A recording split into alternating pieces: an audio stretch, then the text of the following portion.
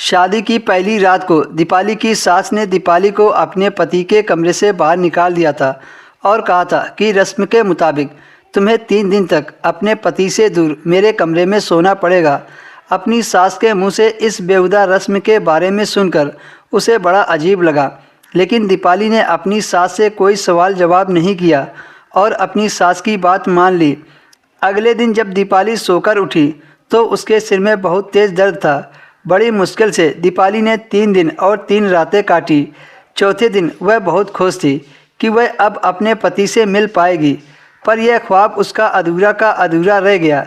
जो दीपाली के साथ हुआ ऐसा किसी के साथ ना हुआ होगा। रस्म के बाद जब उसका पति उससे मिलने कमरे में आए तो दीपाली देखकर अपने पति से लिपटकर रोने लगी। दीपाली के पति दिनेश ने अपने आप से दूर करते हुए कहा कि अभी हमारी रस्म पूरी नहीं हुई है।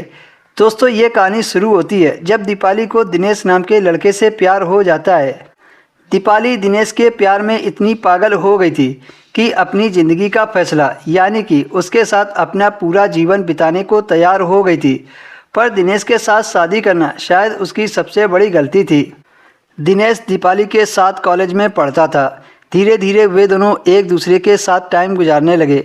उसके बाद उन दोनों की दोस्ती हो गई और ये दोस्ती प्यार में बदल गई। अब वे दोनों एक दूसरे के साथ पूरी ज़िंदगी बिताने को तैयार थे। दिनेश दीपाली से कहता कि मैं तुमसे बहुत प्यार करता हूँ, लेकिन वह कहता कि अब तक मेरी ज़िंदगी के सारे फैसले अब तक मेरी माँ लेती आ रही हैं, इसलिए मैं चाहता हूँ कि मेरी शादी का फैसला भी वही ले। मैं अपनी माँ को तुम्हारे बारे में सब कुछ बता दूँगा। वह तुम्हें देखने तुम्हारे घर आ जाएंगी। मुझे यकीन है कि मेरी पसंद मेरी माँ को ज़रूर पसंद आएगी। बस मैं ये चाहता हूँ कि उन्हीं की मर्ज़ी के मुताबिक हो, क्योंकि माँ बाप बनकर मेरी माँ ने मुझे पाला है। मैं अपनी माँ की बहुत इज्जत करता हूँ। मुझे पूरा विश्वास है कि तुम मेरी माँ को ज़रूर पसंद आओगी। दीपाली ने दिनेश की बात मान ली और अगले दिन दिनेश की माँ कुछ लोगों के साथ दीपाली को देखने दीपाली के घर पहुँची। दिनेश की माँ ने दीपाली से बहुत अजीबोगरीब सवाल किए। उसने डर डर के उनके सारे सवालों का जवाब दिया। वह डर रही थी कि पता नहीं क्या होगा, दिनेश की माँ उसे पसंद करेगी या नहीं। कुछ देर सोच विचारने के बाद दिनेश की माँ ने दीपाली को पसंद कर लिया। कुछ दिनों के बाद दीपाली की सगाई हो गई और सगाई के कुछ दिन बाद दीपाली की शादी दिनेश से हो गई। वह दुल्हन बनकर दिनेश के घर आ गई। रात को दीपाली सुहाग की सेज पर बैठी हुई मन में अनेकों सपने लिए अपने पति दिनेश का इंतजार कर रही थी। वह आज बहुत खुश थी कि उसे उसका प्यार मिल गया है। अगले चंद लम्हों में वह दोनों एक हो जाएंगे।